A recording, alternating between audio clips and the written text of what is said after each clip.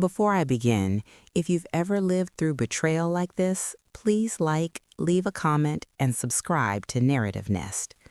I'm telling this story because it took me a lifetime to understand that love doesn't always sound gentle when it arrives, and sometimes the people who hurt us believe they're doing the right thing. I was standing at the kitchen sink when my daughter said it, my hands wet with soap, the radio humming low like it didn't want to interrupt what was coming. "We're going tomorrow, Mom. I've sold your beach house." She said it with the confidence of someone who thinks they finally solved a problem that's been quietly poisoning the room for years. I remember the way the window above the sink reflected my face back at me, older than I felt, paler than I wanted to admit, and the way my heart seemed to stall before starting again in a different rhythm. I didn't turn around right away. I stared at the suds sliding down the drain and thought of the sea foam that used to gather at the edge of the shore every morning, soft as breath, before the sun burned it away. My name is Eleanor, and I'm 73 years old. I raised my daughter, Clara, mostly on my own after her father left when she was 9, taking with him the big plans and the loud laughter and leaving behind a quiet house that learned how to echo. I worked 2 jobs for years, saved carefully, said no to vacations and new dresses and restaurant meals. The beach house came much later, after Clara had grown and married and moved inland, after my mother passed and left me a small inheritance she'd hidden away like a surprise she wanted me to discover only when I was ready. I bought that house with equal parts grief and hope. It was small, weathered, and smelled like salt and old pine, but it sat facing the water as if it had always been waiting for me. I named it Grace, not out loud, but in my heart. It was the first thing I ever owned that felt like a beginning instead of an obligation. Clara never liked the beach house. She said it was impractical, that storms would ruin it, that the stairs were too steep for someone my age. She said it was too far away, that I'd be lonely there, that it made more sense to sell while the market was hot and put the money towards something sensible. I listened, nodded, changed the subject. What I never told her was that the house had become my anchor. I spent weeks there alone, waking up to gulls and wind chimes, walking barefoot across cold sand, letting the tide carry my thoughts out and back. I learned how to be quiet with myself there. I learned how to forgive people who weren't coming back. When Clara said she'd sold it, she sounded relieved, like someone who had finally cut a knot instead of patiently trying to untangle it. She stepped into the kitchen behind me, her heels clicking against the tile, and set her phone on the counter as if it were evidence. "I handled everything," she said. "The paperwork is done. Cash offer. We'll pack tonight. You'll thank me later." I turned then, drying my hands slowly, feeling the weight of my wedding ring, even though my husband had been gone for decades. "You sold my house," I said, and my voice surprised me by how calm it sounded. Clara sighed, the way she used to when she was a teenager and I'd tell her she couldn't go somewhere she wanted to go. "Mom, please don't make this harder than it needs to be," she said. "You can't keep running away to that place every time life gets heavy." Running away. The words landed like pebbles against glass. I thought of the mornings I'd spent fixing the porch railing myself, the afternoons reading old letters I'd carried with me for years, the evenings sitting with neighbors who didn't ask questions but listened when I spoke. I thought of the promise I'd made to someone there long ago that I'd keep the house standing as long as I could. Clara didn't know about that promise. She didn't know about the box hidden beneath the floorboard in the bedroom closet, wrapped in oilcloth and patience. She didn't know that selling the house wasn't just selling property. Clara followed me into the bedroom, her steps sharp against the worn floorboards, and for a moment I saw myself through her eyes, an old woman clinging to a box like it might float her out of a sinking ship. I sat on the edge of the bed, the mattress sighing under my weight, and rested the box in my lap. The oilcloth was faded, creased from years of careful folding and unfolding, and I ran my fingers along the knot I'd tied decades ago. "This," I said, "is why I needed you to ask before you decided. Clara opened her mouth to respond, but I held up a hand, not to silence her, but to steady myself. The ocean's roar pressed against the walls, insistent, like it was urging me on. Inside the box were letters, photographs, and a deed folded so many times that creases looked permanent. I lifted the top letter first, its edges soft as fabric, and the smell of old paper rose up, carrying with it a version of me Clara had never met.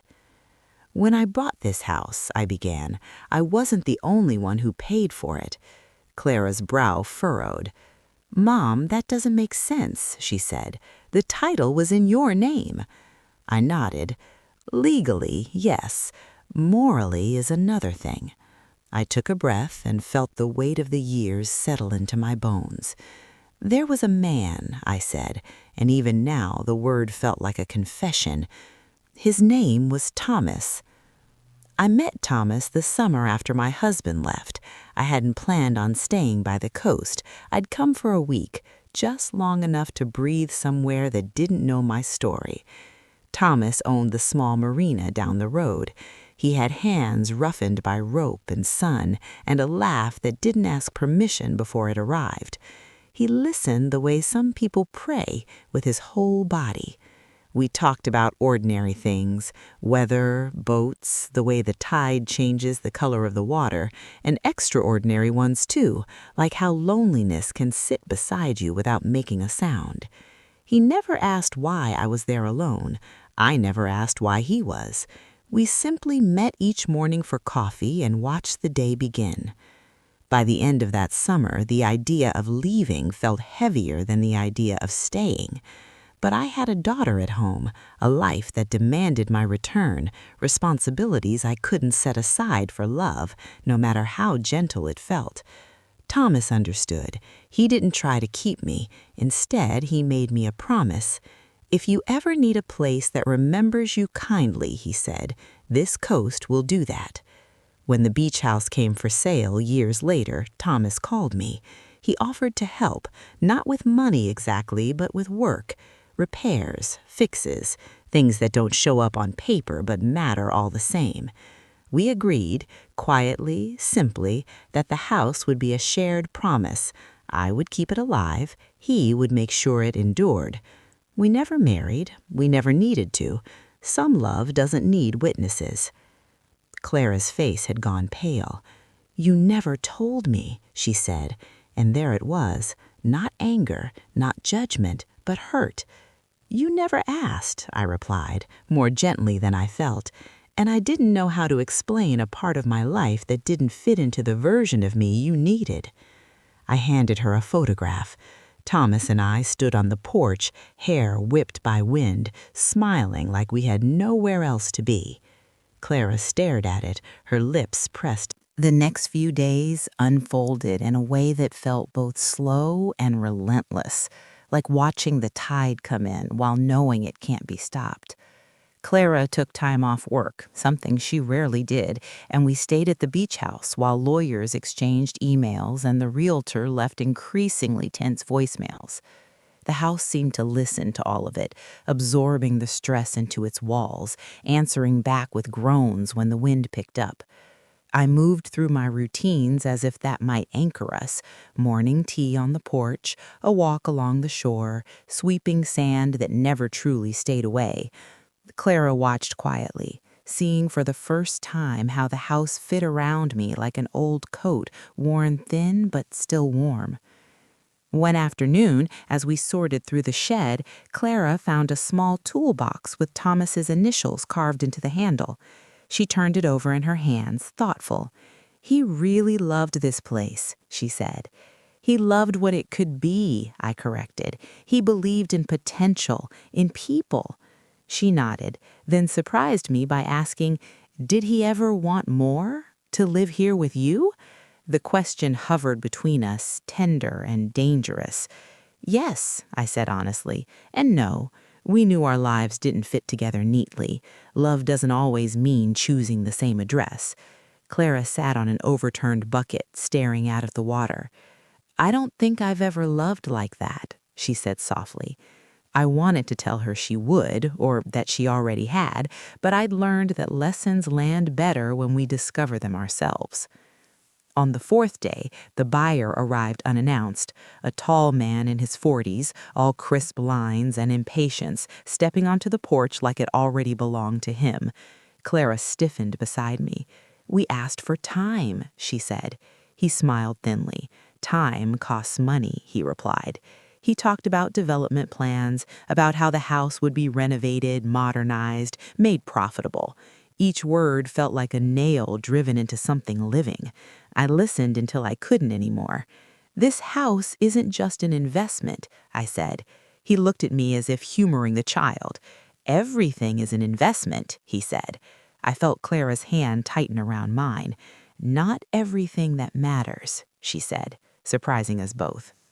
After he left, Clara burst into tears. She covered her face, shoulders shaking, the weight of responsibility crashing down on her all at once. I held her like I used to when she was small, feeling how time had changed us both. "I didn't think it would be like this," she sobbed. "I thought selling it would simplify things." I kissed the top of her head. "Simpler isn't always kinder," I said. That night, she confessed something she'd been carrying for years, that she felt like she was always trying to fix me, to make up for the time she'd been absent, the calls she hadn't returned, the holidays she'd shortened. "I don't want to fail you," she said. "You haven't," I told her, "but loving someone doesn't mean managing their life." A week later, we received notice that the buyer intended to sue if the sale wasn't completed. Clara paced the living room, phone pressed to her ear, arguing in hushed, urgent tones. I sat by the window and watched a storm gather offshore, dark clouds stacking like unsaid words. When Clara hung up, she looked defeated. "They'll win, legally." I closed my eyes. "Then it's time," I said. "Time for what?" she asked. I stood and went to the bedroom, to the place where the floorboard hid more than memories. I pulled out a second envelope, one I'd hoped never to open in front of her. "For telling you the rest," I said. Inside was a letter Thomas had written shortly before he died. His handwriting was shaky but sure. I read it aloud, my voice steady through practice, if not through ease. He wrote about the house, about the community that had grown around it, about his wish that it become something more than a private refuge. He'd arranged for a local trust to take partial ownership, contingent on the house remaining accessible to people who needed rest and repair, widows, veterans, families rebuilding after loss. The house, I read, was never meant to be sold for profit. It was meant to be given forward. Clara listened, stunned. "You were going to turn it into, what, a sanctuary?" she asked. I nodded. "A place to breathe, like it was for me." The legal implications were complicated, but clear enough. The sale Clara had arranged was invalid without the trust's consent. The buyer's leverage weakened. Clara laughed then, a sound edged with disbelief and relief. "You really had all of this planned," she said. I shook my head. Part 4. We returned to the city a few days later, the beach house shrinking in the rearview mirror until it became just another pale shape against the horizon. Clara drove more slowly this time, like she was afraid of missing something important if she went too fast. I watched her profile, the familiar curve of her cheek, the faint line between her brows that appeared when she was thinking too hard. I wondered how many times I'd looked at her like this over the years, trying to memorize her while pretending I wasn't afraid of time. When we reached my apartment, everything felt smaller than I remembered. The walls pressed in, the air felt heavier, and for the first time, Clara noticed it too. "It's stuffy in here," she said, opening a window. "How long has it been like this?" I shrugged. "Long enough that I stopped noticing." The weeks that followed were filled with appointments and conversations that felt both necessary and draining. Lawyers explained the trust in careful language. Board members asked me questions about my intentions, my health, my long-term plans. Clara sat beside me through most of it, quiet but present, her hand occasionally brushing mine under the table. I could feel her learning to listen without trying to steer. One afternoon, after a particularly long meeting, she confessed, "I don't know who I am if I'm not fixing something." I looked at her and saw the little girl who used to organize her toys by color when she was nervous. "Maybe," I said, "you're someone who learns how to trust." As spring edged towards summer, my health began to betray me in small, insistent ways.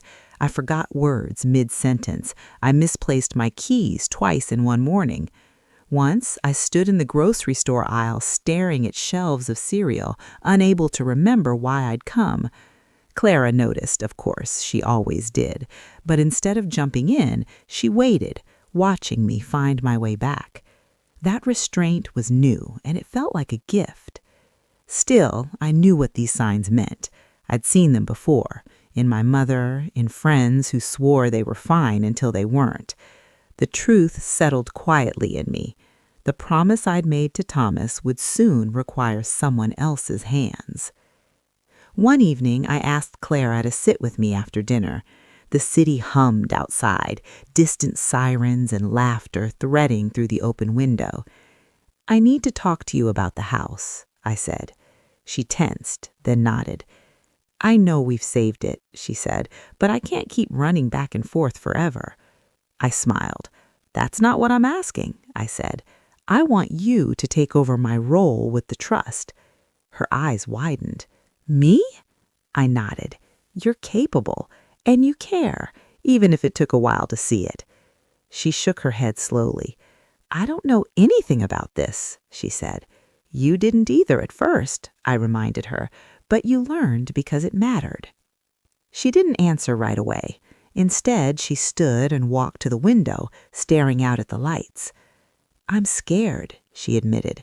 "Scared I'll mess it up. Scared I'll lose you and this will be the last thing I have left of you." Her words cut deeper than any diagnosis. I stood beside her. "You won't lose me all at once," I said. "And the house was never meant to replace a person. It's meant to remind us how to care for each other." She turned then and hugged me tightly, the kind of hug that tries to hold time still. The transition wasn't immediate.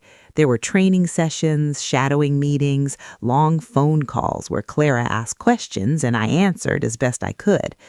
Sometimes she grew frustrated. Sometimes I forgot what I was explaining and we had to laugh our way through it. Slowly, though, I saw her confidence grow. She started bringing her own ideas to the table: community partnerships, seasonal programs, ways to make the house accessible without stripping it of its soul. Watching her, I felt a quiet pride that had nothing to do with accomplishment and everything to do with character. The doctor used careful words, the kind meant to soften what can't really be softened. Mild cognitive impairment, early stages, monitor closely, plan ahead. Clara sat beside me in the small white room, her posture straight, her face composed in that way she'd learned from years of meetings and negotiations. I watched her hands instead. They were clenched tightly in her lap, knuckles pale. When the doctor left us alone, the silence felt louder than the diagnosis. "So," Clara finally said, forcing a small smile, "we just take it one step at a time, right?" I nodded. "That's all anyone ever really does," I said. But inside, I felt the clock tick louder, each second a reminder that time, once abstract, had begun to sharpen its edges. We didn't talk about it much at first. We filled the space with logistics, medication schedules, calendars, notes stuck to the fridge. Clara started calling every morning, then every evening, too. Sometimes I'd catch the worry in her voice when I hesitated too long before answering a question. Other times she sounded almost cheerful, as if optimism alone might hold the line. I let her have that. Love needs somewhere to go, even when it can't fix what's coming. The beach house became steadier under her care. Clara spent weekends there, sometimes bringing her husband, sometimes going alone. She told me about the people who stayed, the veteran who slept through the night for the first time in years, the elderly woman who reminded Clara of me and cried when she left, the child who collected shells and lined them up on the windowsill like treasures. Each story stitched something inside me back together. I'd worried the house would lose its soul once my hands were no longer guiding it. Instead, it seemed to grow one, fed by many lives instead of just mine. One afternoon, Clara called me from the porch of the house.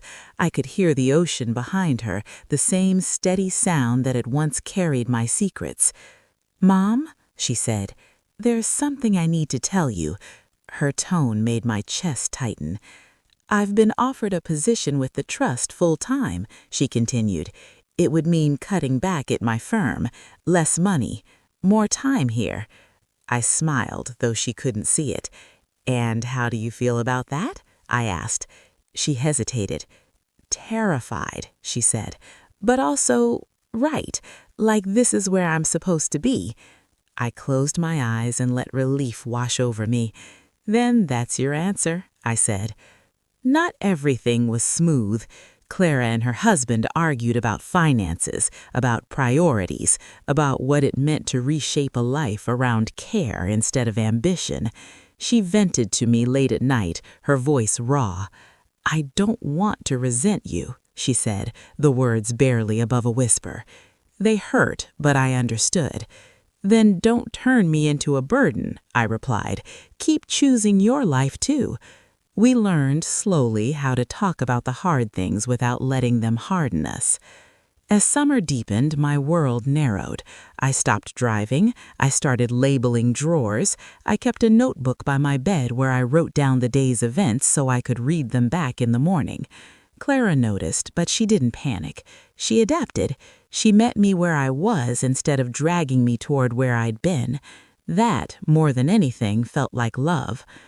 One evening, she brought me back to the beach house again.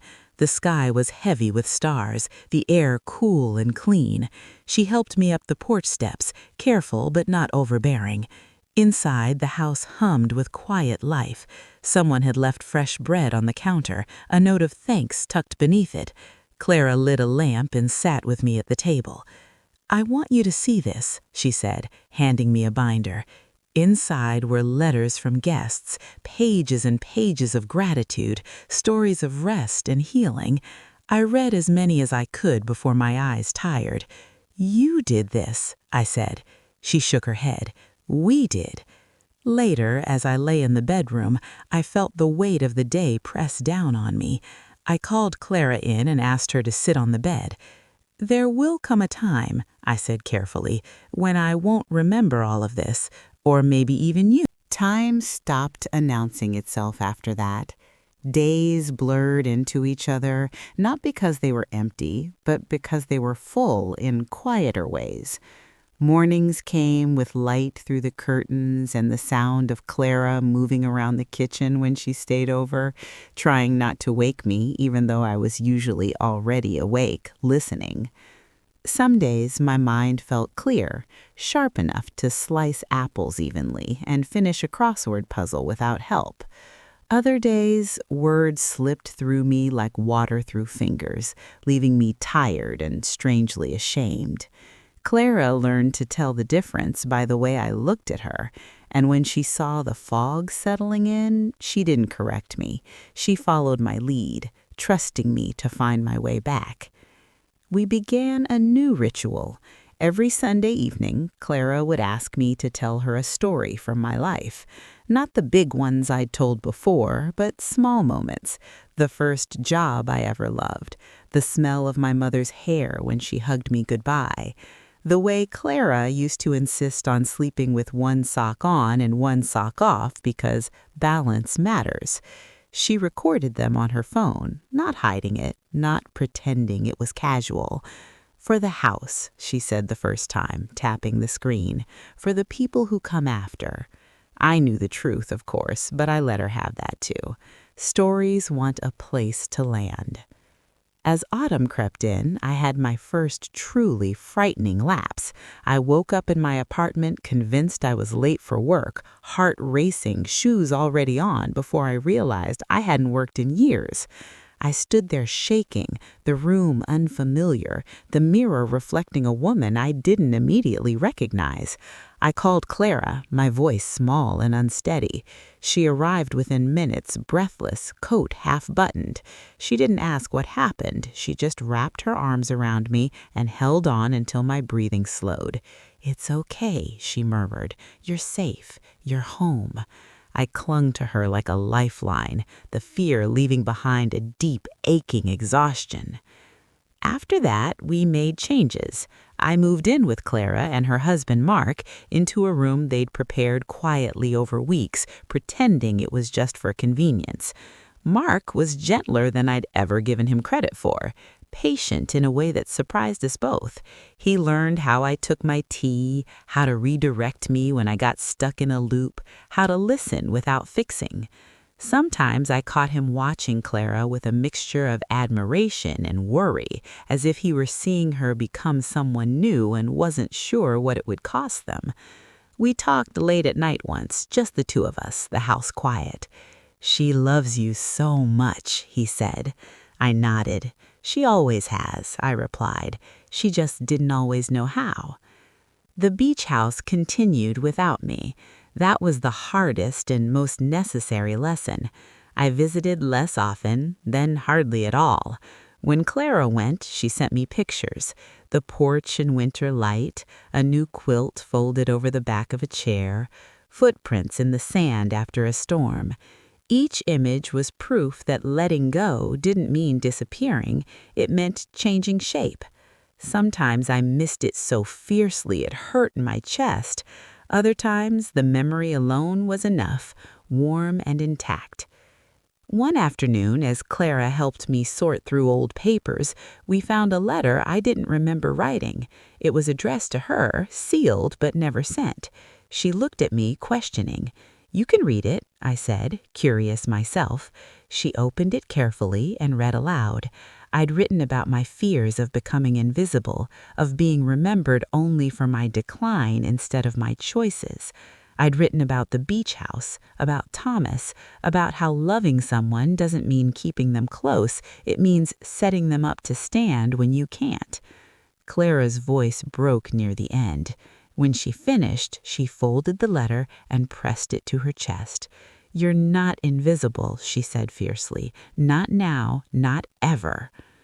Winter came hard that year. Snow piled against the windows, and my world shrank to the warmth of the living room, the rhythm of meals and medication, the comfort of familiar voices. There were days I called Clara by my sister's name, days I asked when my mother was coming to visit. Each time, Clara answered honestly but gently, never scolding, never lying. She learned that truth, delivered with kindness, didn't hurt as much as fear delivered alone. One evening, as we sat by the fire, I felt unusual. There is a strange tenderness that settles in when you realize you are living in borrowed clarity. I began to notice it in small ways. The way sunlight pooled on the floor in the afternoons, the sound of Clara humming while she cooked, the way Mark would quietly refill my water glass without making a show of it. These moments felt sharpened, almost luminous, as if my mind knew it couldn't keep everything and was choosing carefully what to hold on to. Clara started bringing things from the beach house to me. Not furniture, not objects of value, but pieces of its life. A chipped mug someone had donated with a note about mornings on the porch. A child's drawing of the ocean, all blue scribbles and one very determined yellow sun. A small jar of sand with a label that read, "For when you can't come back yet." She placed them around my room like offerings, never overwhelming, never sentimental in a way that felt heavy. Each one made the room breathe a little more. My memory became unpredictable. I could recall in perfect detail the sound of my father's boots on the front steps when I was 6, but forget what I'd eaten an hour earlier. Sometimes I caught myself mid-sentence, the end of a thought slipping just out of reach. When that happened, Clara would wait. She didn't rush to finish it for me. She let the silence sit, honoring the effort even when the words didn't return. That patience felt like dignity, and I clung to it. One afternoon, I asked Clara to drive me past the coast. I didn't say I wanted to go to the house. I didn't trust myself with that disappointment if it was too much. She understood anyway. We drove with the windows down, the air carrying the familiar salt and wind. When the water finally came into view, my chest tightened. "That's far enough," I said. She pulled over, and we sat there quietly, watching the waves move in their ancient rhythm. "It's still there," she said softly, as if reassuring a child. I nodded. "I know," I replied, and I did. I could feel it, steady and alive, even without seeing it. That night, something shifted. I became confused after sunset, agitated in a way I hadn't been before. I insisted I needed to go home, even though I was already there. I accused Clara of keeping secrets, of hiding my shoes, of lying about the time. The words came out sharp, unfamiliar, and I saw the pain flash across her face before she masked it. She guided me gently to the couch, wrapped a blanket around my shoulders, and spoke in the calmest voice I'd ever heard. "You're safe," she said again and again. "I'm right here." Somewhere beneath the fog, I knew I was hurting her, but I couldn't stop. Fear had taken the wheel. When it passed, I was left hollow and ashamed. I cried into her shoulder like a child. "I don't want to be this," I said. She held me tighter. "You're not," she replied. "This is something happening to you. It's not who you are." I didn't know if I'd remember that reassurance later, but in that moment it saved me. After that, the doctors adjusted medications. They used words like progression and planning. Clara listened, asked questions, took notes. I watched her from my chair, marveling at the steadiness she'd grown into. This was not the woman who'd stood in my kitchen announcing she'd sold my house. This was someone forged in listening, in waiting, in love that had learned restraint. I felt an overwhelming gratitude that surprised me with its intensity. One evening, Clara brought out the old recordings, the stories I'd told her on Sundays. She played one at random.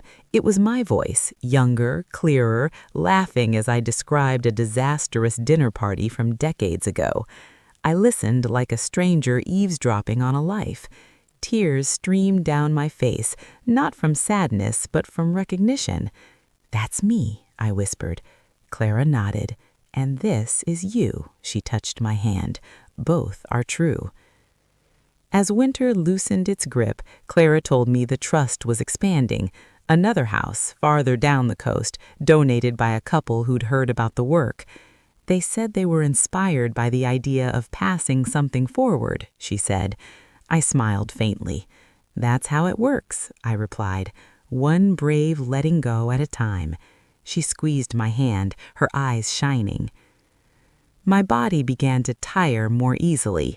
I slept longer, woke less certain of where I was. But there were moments, clear, gentle moments, when everything aligned. In one of them, I asked Clara to sit with me and listen, really listen, because I wasn't sure how many of these moments I had left.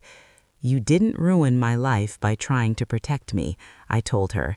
"You changed it by learning to love me as I am, not as you wish I'd stay." Her lips trembled. "You changed mine too," she said. "You taught me control isn't care." That night, as I drifted toward sleep, I thought about the sentence that had started all of this. "We're going tomorrow, Mom. I've sold your beach house."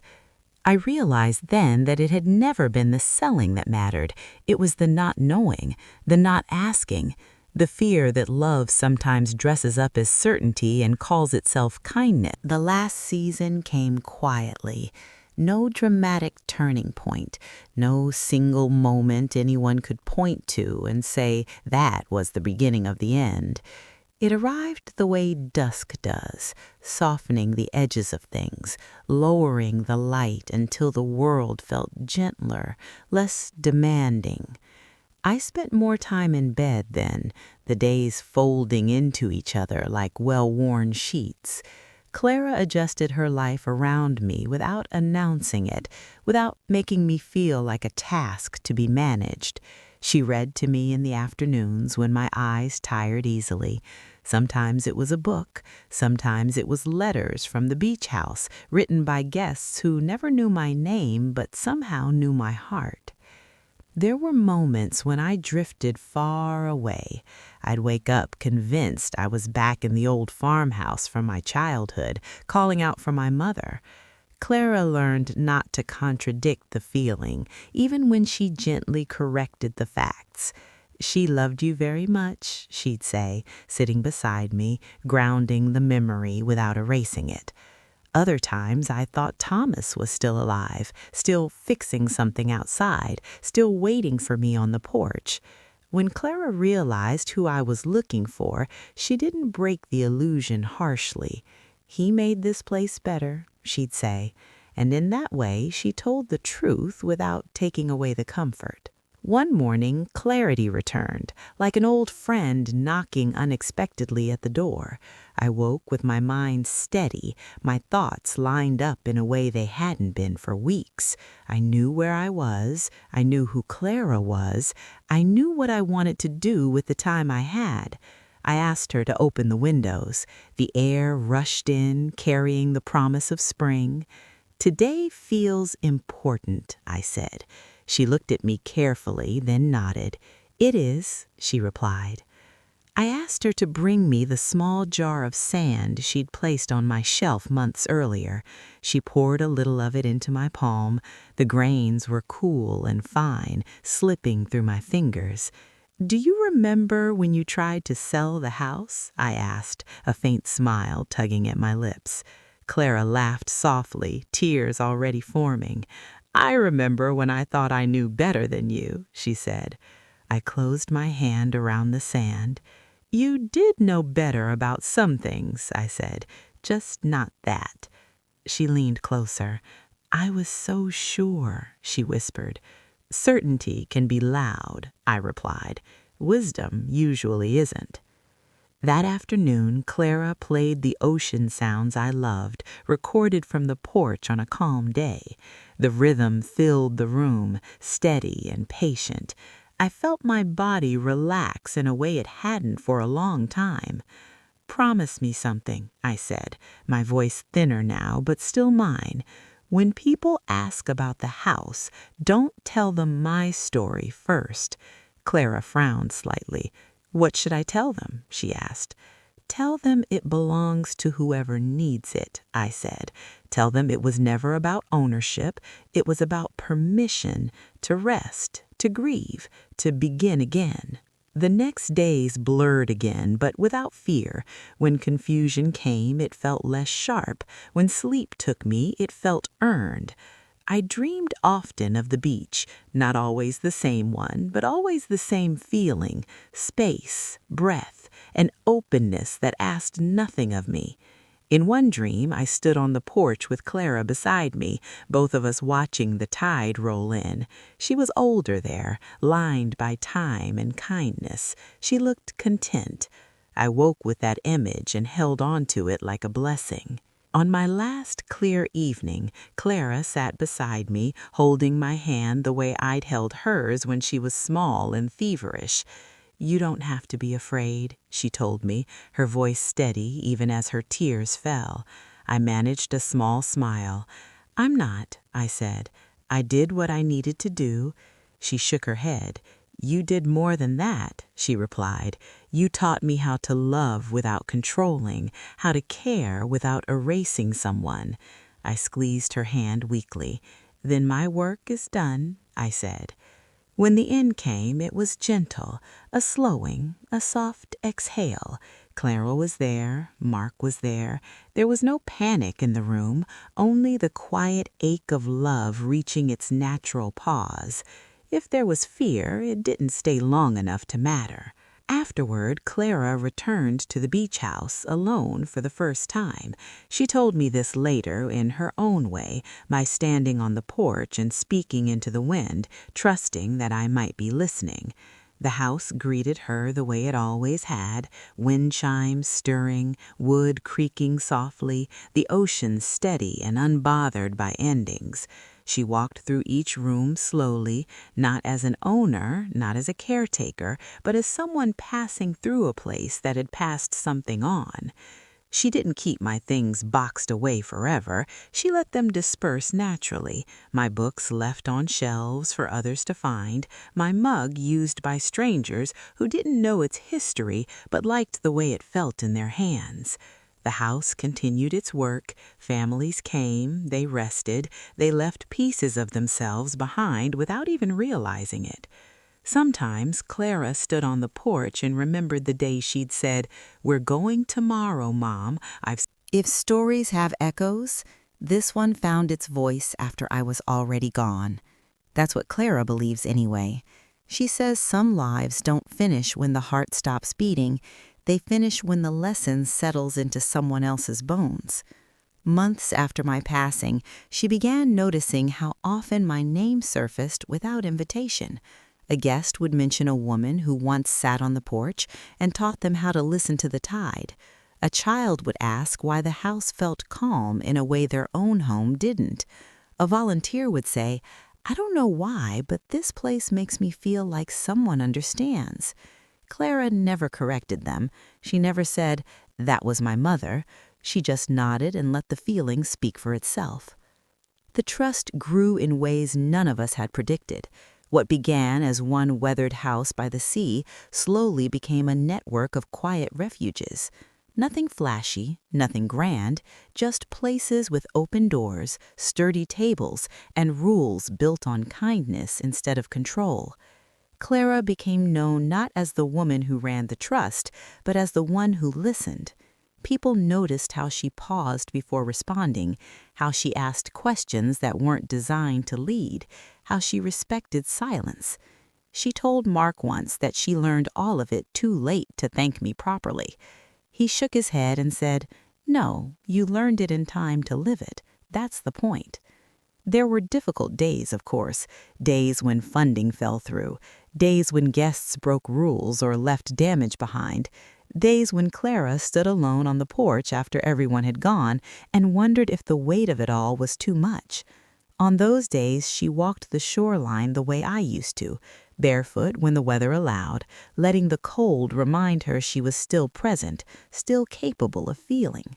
She spoke to me sometimes, not because she expected answers, but because naming the fear seemed to shrink it. She'd say, "I get it now," or "I wish I'd asked sooner," or simply, "I hope I'm doing this right." The ocean never answered, but it never turned her away either.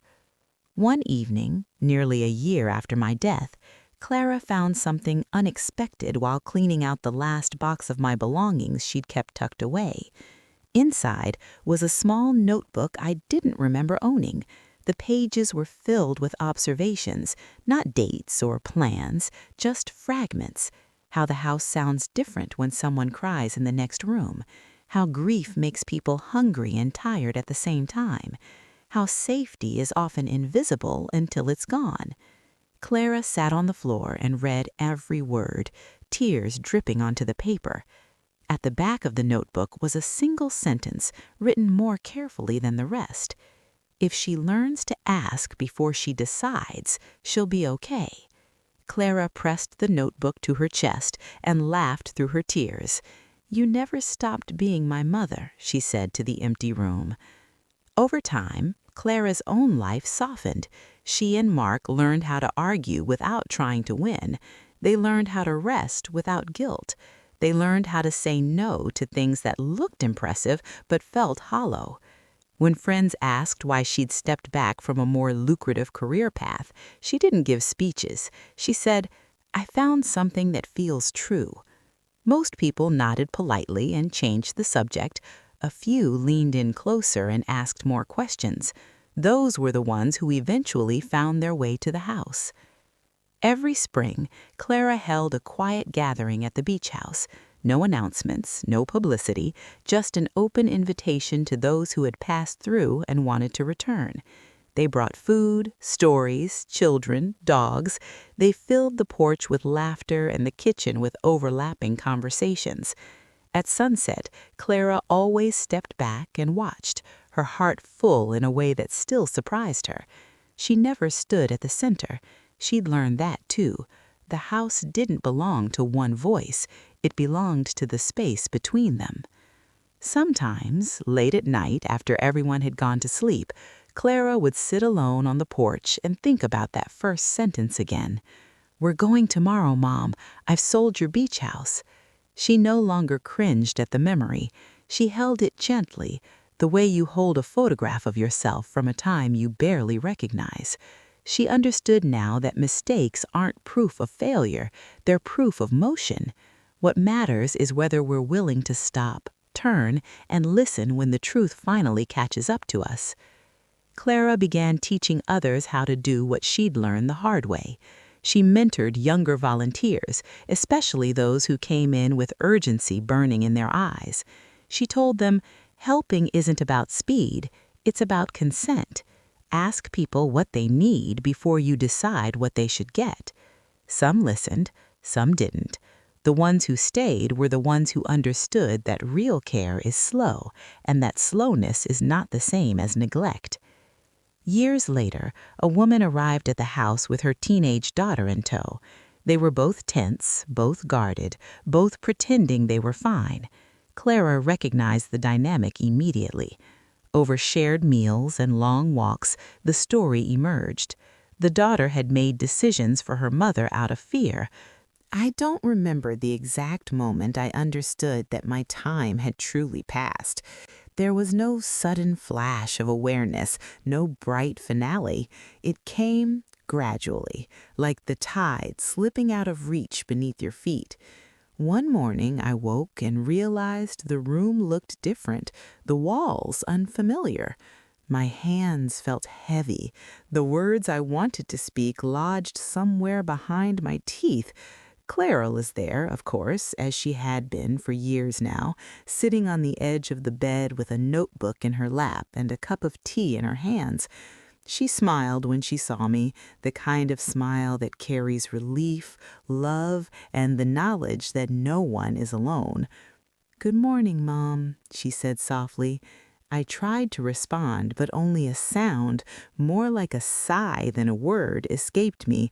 She nodded, perfectly patient, and placed the tea on the nightstand. "We'll get through today, one step at a time," she said, and somehow that was enough.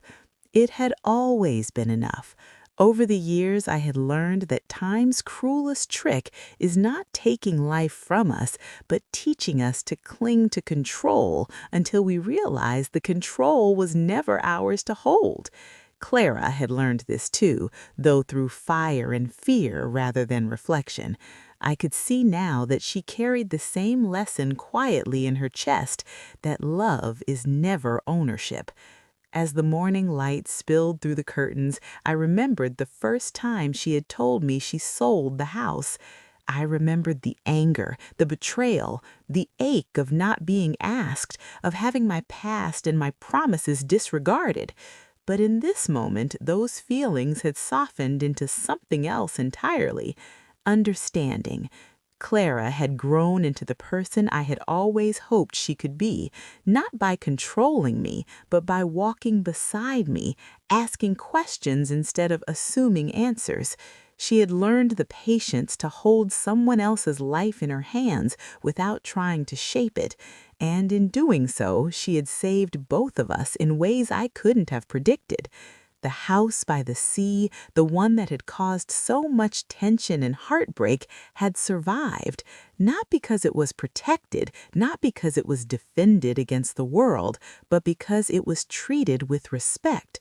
The trust, the little network of refuges and safe spaces Clara had built was thriving.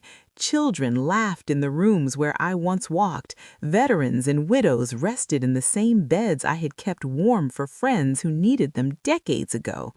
The porch where Thomas and I had once watched sunsets was still the same, but more alive than ever, filled with people who didn't know me but understood the care that had been passed down.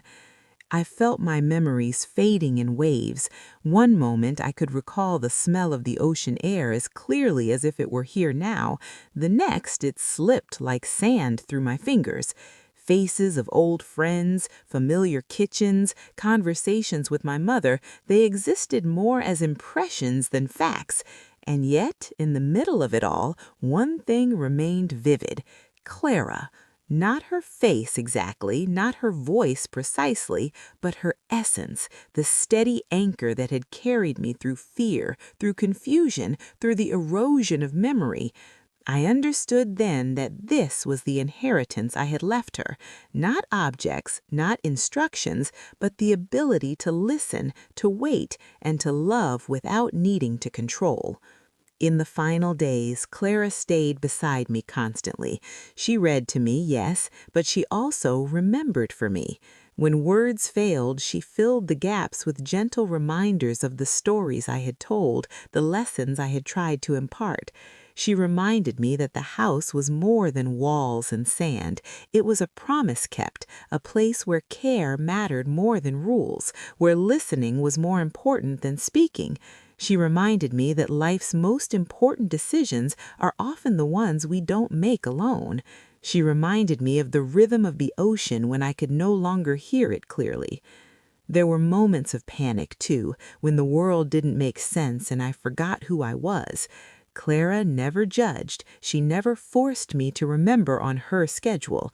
She waited, she guided, she let me grasp at familiar things: the mug I always used, the blanket I liked, the journal I scribbled in when my thoughts were clear enough to form letters.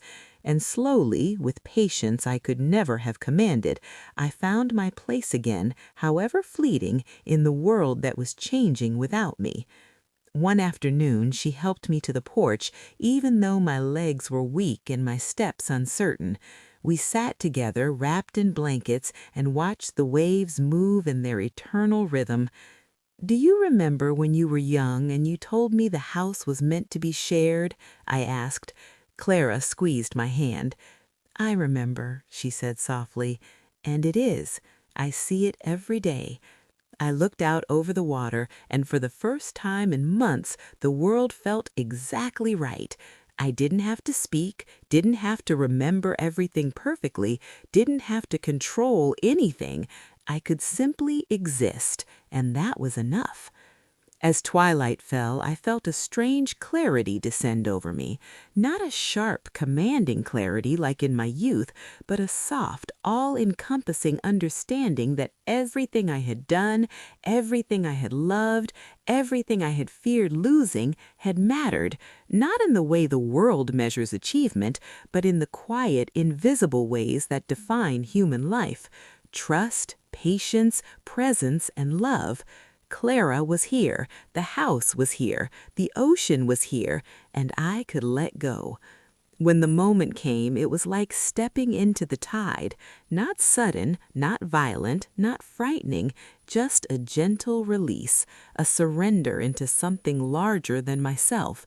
Clara held my hand until the end, tears streaming silently down her face, whispering words I could no longer respond to, which I somehow understood.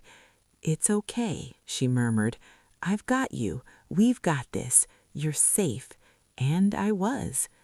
Afterwards, Clara didn't collapse under the weight of grief, though there were nights when she cried alone on the porch. She carried forward what I had taught her, what I had entrusted to her: the practice of listening, the discipline of patience, the courage to care without controlling. The house continued to serve as a refuge, not frozen in memory, but alive, evolving with every person who crossed its threshold. People came, people left, people grew. The porch still creaked, the wind still carried the smell of salt and old wood, and every now and then Clara would pause, close her eyes, and smile softly, hearing the echoes of my voice in the rhythms of the sea. Years later, she told me that she sometimes feels my presence in small, almost imperceptible ways. The brush of wind against her arm, the scent of sea air that isn't from anywhere nearby, the sudden clarity in a decision that once would have paralyzed her.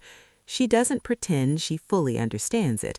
She doesn't need to. She only knows that the care she learned from me, the lessons passed through patience and trust, continue to ripple outward, touching lives she will never know. If there is a lesson in my